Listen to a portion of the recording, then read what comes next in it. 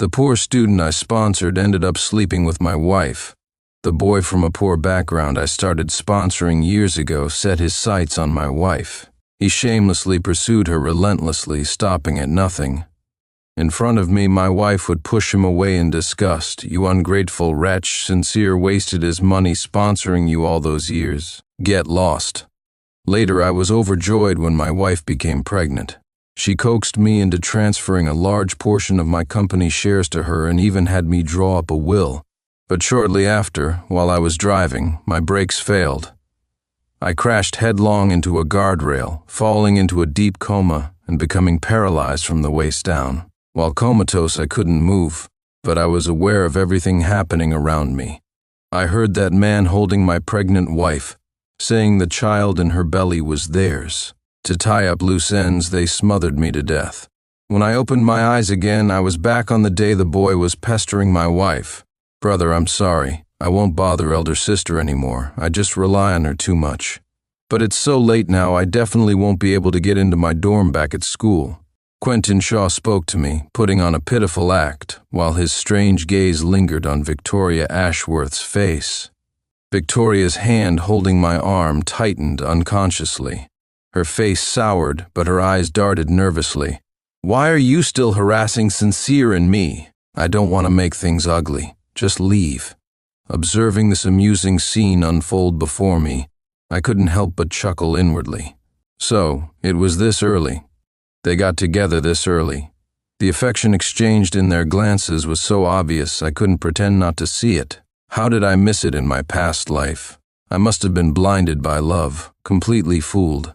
Out of charity, I started sponsoring Quentin Shaw, a student from a poor background, after my graduation, supporting him all the way until he got into university and came to my city. At that time, my wife Victoria and I were newlyweds, deeply in love. My company was busy then, so I asked Victoria to pick up Quentin after his college entrance exams. Unexpectedly, he fell for Victoria at first sight and started shamelessly tagging along, lavishing attention on her. Initially, I thought he was just young, a teenager confusing infatuation with hormonal urges. I never expected him to escalate things, exploiting my kindness and trust in my wife to brazenly try to stay over at our house. In the beginning, Victoria treated him with extreme coldness, more than once scolding him disgustedly. "Sincere sponsored your education for years. Did you go to college just to break up someone's family? You're disgusting."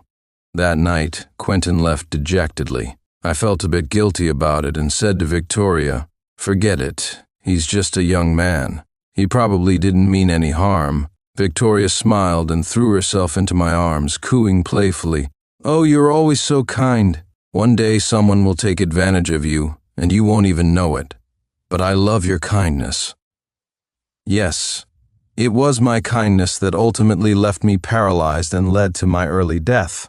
Even the child I eagerly awaited was someone else's after leaving that night.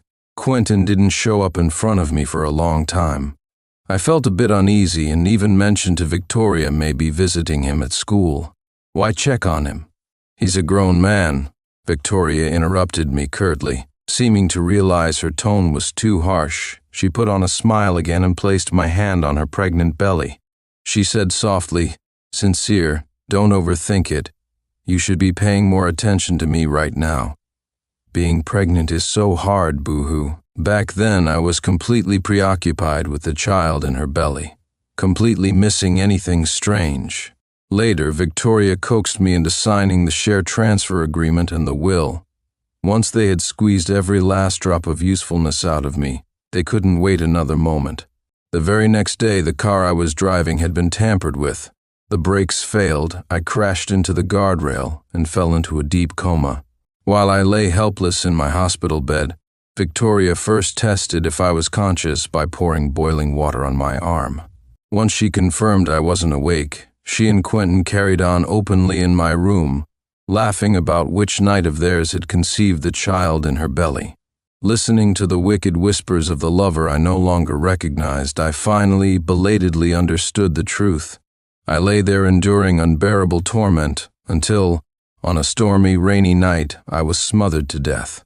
When I opened my eyes again, I had been reborn on the day Quentin tried to stay over at our house. 2. Watching Victoria's feigned disgust mixed with reluctance, I had to admit, she really was a good actress. I stopped her from pushing Quentin away, saying gently, "It's all right, let him stay for the night. His dorm is probably closed by now. We can't have him sleeping on the street."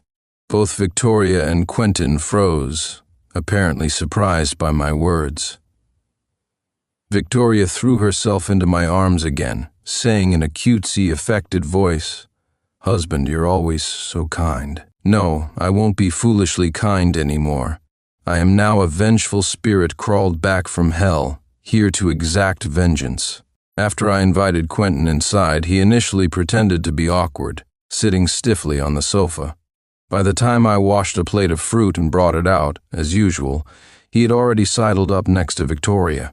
His hand almost touching her waist, I almost wanted to laugh out loud. What had blinded me in my past life to miss such blatant infidelity?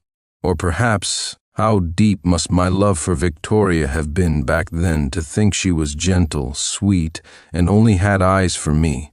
I cleared my throat pointedly, and Victoria immediately pushed Quentin away. She whirled around to look at me, looking nervous. "Husband, it's getting late. Let's go upstairs and rest." Quentin's face turned ugly, glaring fiercely at me, looking like he wanted to start a fight right then and there. Tisk, no wonder he won in the last life.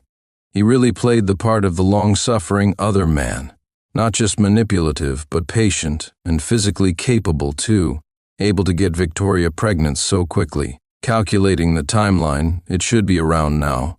It seems I can help speed things up for them. "Honey, I've been having trouble sleeping lately. Could you find the melatonin for me? I'll take it before bed," I said, pinching the bridge of my nose wearily. Not long after I lay down in the bedroom, Victoria came in with water and the pill. "Husband, take your medicine and rest. I'll stay with you." Obediently, I swallowed the melatonin with a large gulp of water. Under her watchful gaze, I soon fell into a deep sleep. "Husband, sincere." She called my name several times near my ear. Confirming I was truly asleep, she left the room silently. The moment the door closed, I opened my eyes. I quickly spat out the pill and water I'd held in my mouth, threw off the covers, and walked barefoot to the guest room on the second floor. As I got closer to the door, the strange noises from inside grew louder. "Just wearing a shirt? Tisk, nothing underneath, huh?" came Quentin's panting tease. "What? Don't you like it? This is my husband's shirt. Doesn't that make it hotter?" Victoria's voice was broken, punctuated by gasps. "Elder sister is so soft. Aren't you afraid your husband will find out sneaking over here in the middle of the night?" "Afraid of what?" "I put sleeping pills in his water. He definitely won't wake up. We have all night." Their lewd banter reached my ears bit by bit. Hearing this still made me seethe with anger. Images from my past life, of Victoria and Quentin entangled in the hospital room, flashed before my eyes again. This despicable pair, having an affair right under my nose, plotting for my money and my life. Controlling my trembling hands, I turned on my phone's recording mode and placed it by the crack in the door, capturing the entire performance. Reborn, I wouldn't simply divorce Victoria. I would get justice for myself. I would make them pay back double the suffering they inflicted on me. 3. When I woke up the next morning, Victoria was busy in the kitchen. With her long hair loosely tied, she brought me a freshly made breakfast and warm milk, the picture of gentle elegance. I glanced at the plate fried eggs, golden brown on both sides. I scoffed inwardly. I wondered if Quentin had the good fortune to taste this today. "Husband, I have good news for you. I talked to Quentin this morning. He's thought it through and promised me he won't bother our lives anymore," Victoria said, draping herself over my shoulder playfully. I forced a smile. Those heartfelt words almost brought tears to my eyes. So it meant Quentin had become her permanent lover. Once the baby was conceived, she would trick me into writing the will and signing the share transfer agreement, then make her move. I tapped the table, my mind racing. "Victoria, didn't you mention wanting to work at the company?" We happen to be expanding and need people urgently. Would you be willing to come help me out? I extended an olive branch to Victoria. Ah, will I just get in your way? Though her eyes lit up, she still pretended to be considerate of me. I smiled, pulling her into my arms, and said softly, "Did you forget? When we got married, I gave you 5 of the company's shares. The company is partly yours too. How could you get in my way?" Victoria was the illegitimate daughter of the Ashworth family. Her position had always been awkward, and she hadn't had an easy life until she met me. To give her standing, I generously gave her 5 of the company's shares when we married. Now it was time for her to return them. "Sincere, you're so good to me. I love you." Victoria choked up and threw herself into my arms, professing false affection. A silent smile touched my lips. Not long after, Victoria was placed in the company under someone's supervision. Initially, she wasn't quite satisfied and asked why I wasn't teaching her personally. I placated her, saying I was busy with frequent business trips lately and had to let my assistant familiarize her with the work. As time went on, she stopped caring about my increasingly long absences from home, spending all her time fooling around with Quentin. Finally, 2 months later, I received several photos. In one, Victoria's belly was slightly rounded as she walked out of an OB/GYN clinic, arm in arm with Quentin. The other photos showed Victoria embraced by a handsome, tall man in intimate, ambiguous poses.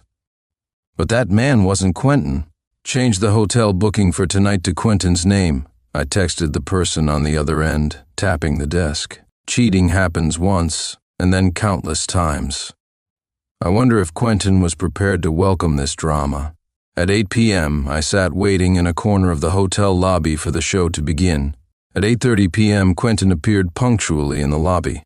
His eyes were bloodshot, his expression agitated, as he neurotically crumpled the thin sheets of paper, presumably the photos, in his hand. About 15 minutes later, Victoria and the handsome man appeared. The man held Victoria's waist affectionately, kissing her all the way into the hotel. The atmosphere was heated. They practically needed a bed right there. Just as he teasingly nibbled Victoria's ear, Quentin rushed out and, quick as lightning, punched him in the face. "Ah, Quentin, stop it!" Victoria screamed, hastily trying to stop Quentin, who looked ready to strike again. "Stop. You're telling me to stop. You're carrying my child and coming to a hotel with this adulterous bastard. You must be crazy." Quentin roared, eyes wide with fury, and backhanded the papers across the man's face. "Animal, look closely. The baby Victoria is carrying is mine. You go out of your way to wreck someone's family. Have you no shame?" The man contemptuously wiped the blood from his lip, then made a show of looking at the ultrasound report. He sneered, "Wreck someone's family? Where do you get the nerve to say that? Who are you? Are you Victoria's husband?" "You're not even the husband. What are you yelling at me for?" Malice crept into his voice. "Besides, who can prove it's your child? When the baby's born, let's see who it calls daddy. If you're going to be the other man, act like it, buddy. Be like me, don't ask for too much if you want this to last." Quentin clearly took the man's words to heart. He showed a moment of confusion, then laughed coldly twice, as if making a decision. "Victoria, let's go. I won't let our child call someone else dad. That will never happen with that." He forcefully put his arm around Victoria's waist, trying to lead her away. Victoria also sensed things were going south. Wanting to placate Quentin, she muttered a few soothing words to the man before leaving. Confirming they were gone, I stepped out from behind the decorative plants. The man left behind saw me and lowered his head deferentially. "Mr. Clark, I've done what you asked." 4. "Mr. Clark, thank you for taking care of my mom." I clapped him on the shoulder. "I should be thanking you, Shane. It was difficult asking you to do this." No, if it weren't for you helping with my mom's treatment, I might have been beaten to death by loan sharks by now. Compared to that outcome, what I've done for you is nothing." As Shane Reed spoke, his eyes reddened. The man who had just fought with Quentin shed his arrogant facade, revealing his gentler nature. I felt a pang of emotion. There's so much suffering in this world, and it often falls upon the unfortunate. Today's drama was a trap I set for Quentin with Shane's help. I knew Victoria's feelings for Quentin weren't deep yet, and she wasn't planning to move against me just yet. So I needed a catalyst. I found Shane, desperate for money and suffering from an infectious disease. Shane's mother, Mrs. Reed, was hospitalized with cancer, requiring expensive surgery. To scrape together the money, he worked during the day and at nightclubs at night, where he contracted ureaplasma ureolyticum. I asked if he was willing to carry out this task for me. In return, I would cover all his mother's medical expenses until she fully recovered. For Victoria, the thrill of infidelity had given her a taste for more. I arranged for Shane, a man who was handsomer, more attentive, and knew how to please, to be her assistant. Showering her with attention daily, it was hard for her not to fall for him. Now, all I needed was to wait. Wait for the provoked Quentin to finally make a move against me. Wait for him to hand me the knife himself. The next day, I returned home after my supposed business trip. Victoria, having received my text earlier, eagerly came out to greet me. Wearing a loose maternity dress, she led me mysteriously to the sofa. "Husband, I have wonderful news for you," she said softly, her hands resting on her belly. I laughed silently. They finally couldn't wait any longer. "What is it, honey? What's the good news that has you so happy?" She took my hand and slowly placed it on her slightly bulging belly, her eyes shining with happiness. "You're going to be a father." "What? Honey, you're pregnant?" I feigned surprise, unable to resist rubbing the vibrant life beneath my hand more forcefully. This child caused me so much suffering in my past life. "Ah, husband, gently, you're almost hurting me." Victoria pushed me away reproachfully. I quickly composed myself, easing the pressure, and started showering her with concern. She showed me the ultrasound report, convincingly talking about which features she hoped the baby would inherit from me and which from her. As the tedious baby talk was about to end, she finally showed her true colors. "Husband, I wanted to discuss something with you. I see friends and relatives setting up trust funds for their babies. Should we prepare one too?" I smiled in response. "A trust fund? Of course we can. How much were you thinking?" Victoria seemed embarrassed, tucking a stray strand of hair, then fluttering her doe-like eyes, putting on a pitiful, vulnerable look. "Why don't you leave your shares and will to the baby? That way, the baby's future will be secure." I frowned deeply. "My shares and will? Isn't that thinking too far ahead? The baby isn't even born yet." "How is it too far?" "We're saying it's for the child, but they can only access it upon adulthood, right? Before that, we're still the guardians of the assets." Victoria's beautiful eyes welled up on the verge of tears. She knew I always fell for this act. 5. So I sighed, pretending to consider it for a moment, then went along with it. "All right, I'll have the lawyers draft the will and share transfer agreement in the next few days." At next week's joint meeting between Clark Corp and Ashworth Industries, I'll announce the news. Hearing this, Victoria immediately beamed through her tears, clinging to my arm and acting even more coquettish. Within a few days, the share transfer agreement and will were drafted and delivered home. Victoria kept urging me to sign them quickly, but I put her off each time, saying it would be more formal to sign during the meeting. Soon, the day of the joint meeting arrived. Just before leaving, Victoria suddenly clutched her stomach, saying she felt unwell and needed to rest a bit longer at home. So, I drove to the company alone, asking the driver to pick up Victoria later in a different car. The meeting today involved Ashworth Industries and Clark Corp. Not only were my parents, Richard and Eleanor Clark, present, but also Victoria's father, Robert Ashworth. Victoria arrived late, just as all the shareholders and partners were seated. Given her pregnancy, the elders didn't comment. I acted the part of the model husband, pouring her water and placing a cushion behind her back. Victoria's hand felt cold. I wondered if something had happened on the way. As I warmed her hand, I whispered in her ear, "Honey, why is your hand so cold? Do you have a guilty conscience?" She looked at me in panic, her grip tightening unconsciously on my hand. Just then, the large screen for the presentation suddenly went black. The room filled with the sounds of a man panting and a woman moaning. A man's rough voice gasped, "You're so wild, coming to seduce me wearing your husband's shirt." A woman's sharp voice replied, "Ah, don't you like this kind of thrill?" The broken sounds made everyone present turn pale. Many recognized the female voice as Victoria's. Then, the audio ended, replaced by a video. Victoria lay beside Shane Reed, apparently just after an intimate encounter. Shane caressed her slightly rounded belly, whispering intimately, "Carrying Quentin's child, refusing to divorce Sincere Clark, and still being with me. You're really living like an empress." Victoria turned and kissed Shane again, saying in a syrupy voice, "Forget them. You're here with me now. You're the husband I love most." Finally, there was a clip of a visibly pregnant Victoria in Shane's arms, struggling with Quentin. A threesome, quite the spectacle.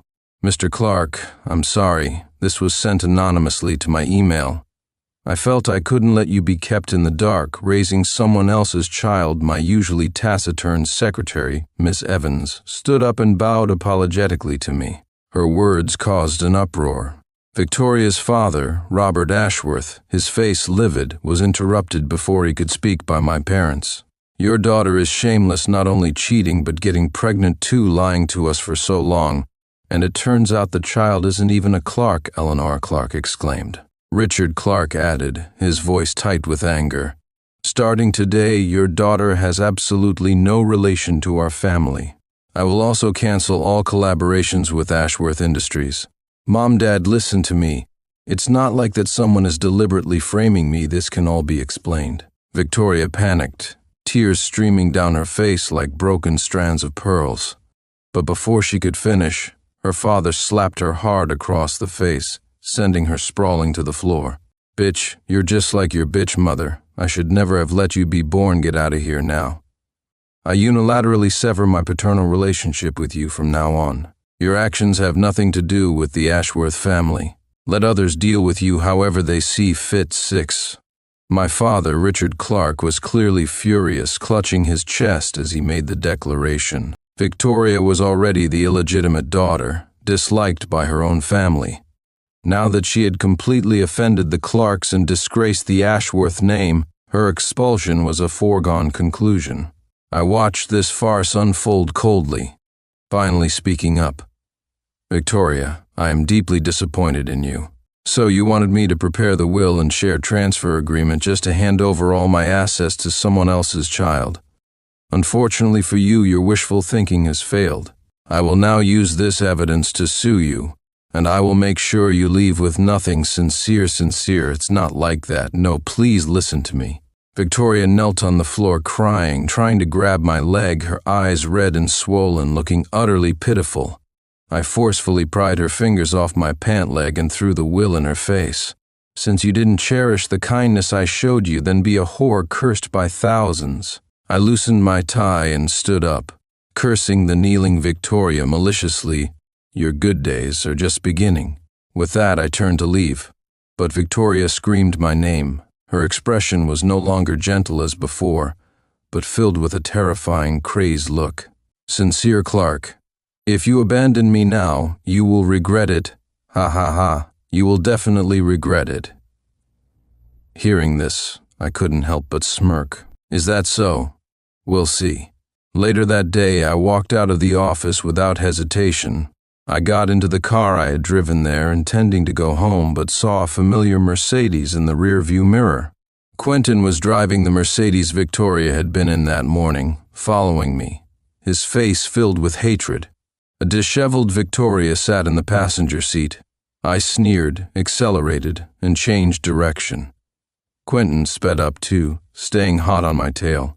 Just as my speed approached the limit, I gradually eased off the gas, slowly reducing my speed, but Quentin's car maintained its high speed. His car pulled up alongside mine. His eyes, seen from the side, were clearly filled with panic and terror. Victoria pounded frantically on the car window, screaming my name. Sincere, save me, ah!" With a deafening screech of tires and grinding metal, the speeding car crashed headlong into the guardrail. Smoke mixed with the smell of engine oil gradually filled my nostrils. I leaned against my car door, coldly watching the paramedics pull the unconscious Quentin and the heavily bleeding Victoria from the wreck. Karma. What goes around comes around. This lifetime, the car crash still happened, just not to me. I had anticipated they would make their move on the day of the meeting. After all, what better time for my death than right after signing the will and announcing the share transfer?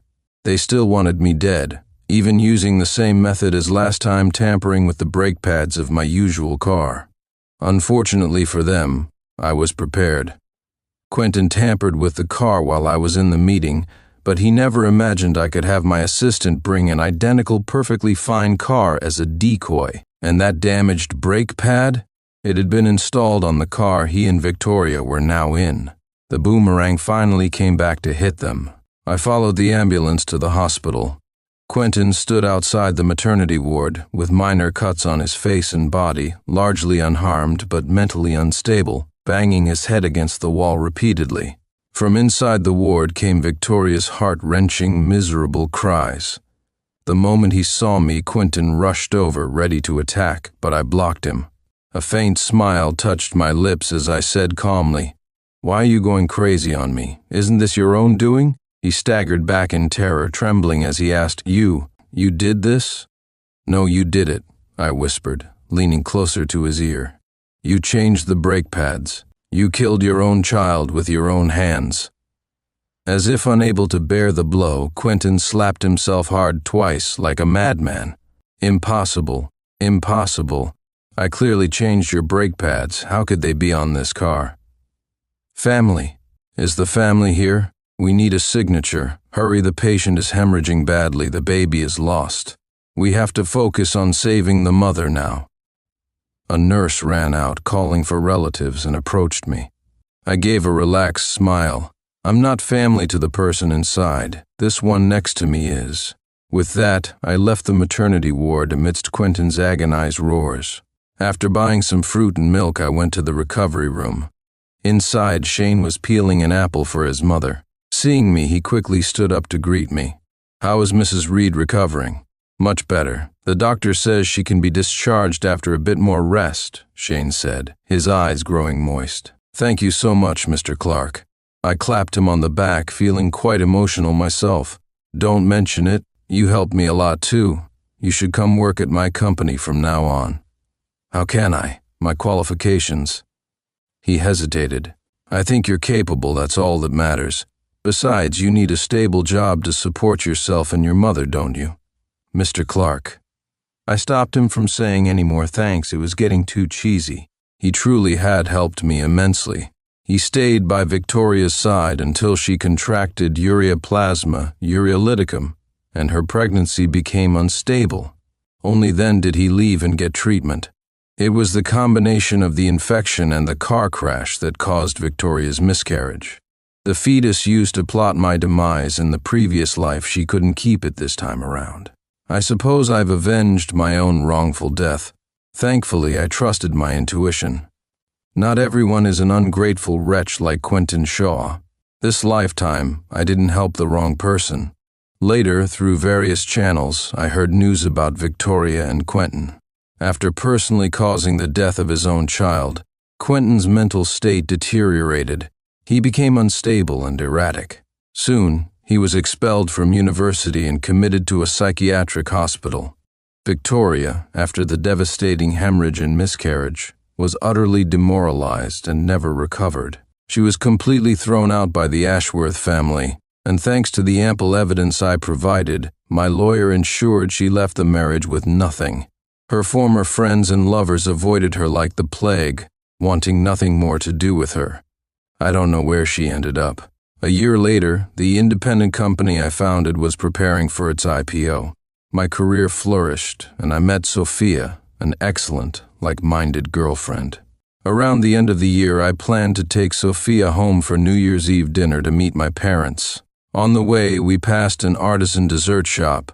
Sophia coaxed playfully, asking me to queue up and buy some treats.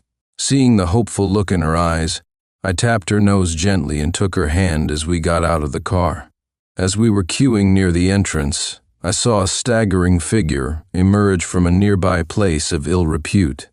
In the winter cold, the person wore a cheap-looking short skirt with a slit nearly up to the thigh. Lighting a cigarette, she flirtatiously called out to passing men, "Hey, handsome, wanna book me tonight? Gotta buy drinks first, though." Beneath the crude makeup, I could vaguely make out her original features. Sophia asked sweetly what was wrong. I shook my head, holding her hand tighter. "Nothing. Let's go inside." She smiled and kissed me, and we walked side by side into the dessert shop. Snow began to fall outside, accumulating in a thick layer on the ground. A new year was about to begin,